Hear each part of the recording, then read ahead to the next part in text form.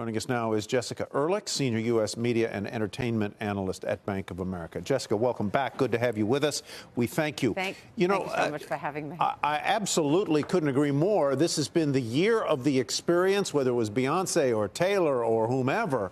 But are prices getting so high? I was speaking to a person who tried to go to a Drake concert, and the prices were above $1,200, so she went to Toronto, where the prices were a mere $750. Are the prices getting so high that people are going to be sort of cut out of the market? Prices are a function of demand, and demand is really strong. People want experiences, and we're seeing more artists go on the road.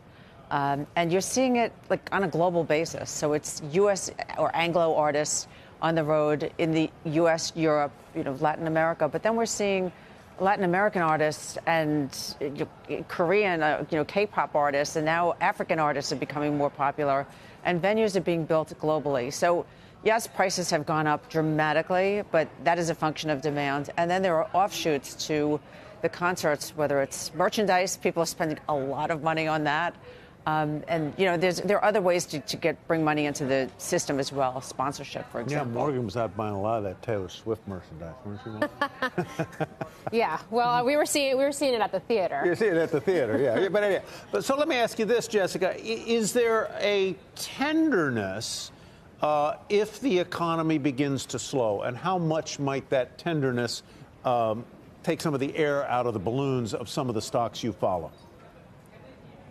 Well, of course, there's exposure to the economy. We also follow Disney and Comcast, which owns Universal Parks. And when there's a recession, consumer spending pulls back, obviously.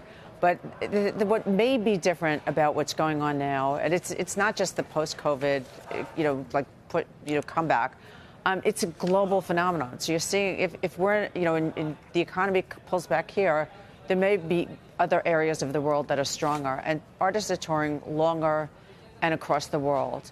The biggest concert last year actually was Bad Bunny, who's really Spanish-speaking artist. Wow. So that was the biggest tour. I mean, this year obviously it's Taylor Swift. You mentioned a few, Beyonce and Drake were huge also, but U2's on the road, Pink is on the road. But to your point, at some point you would think consumers would pull back. For now, 23 was a phenomenal year, and 24 looks very, very strong as well. Okay. I mean, Live Nation is obviously going to be a direct beneficiary of that. We saw that with results last night, and we're going to be speaking to the CEO a little bit later this hour.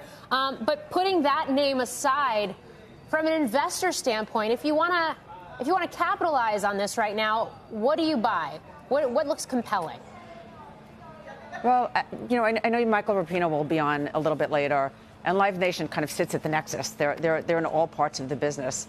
But there are other companies that benefit in smaller ways because most of the money goes to either a Live Nation or the artists themselves. But other beneficiaries would be the record companies like a Warner Music Group, or the DSPs like digital service providers like Spotify. Then you have the talent agencies, so Endeavor, or some of them are private, CAA and UTA. And then there are other companies that have some shows like iHeart. Sirius has some live shows as well. But they participate, but it's obviously on a smaller scale than a Live Nation or the artists. What about a venue operator? Are they winners and beneficiaries here, like an MSG that owns the Garden, and they own the Forum, which is the biggest concert site, I think, in the country?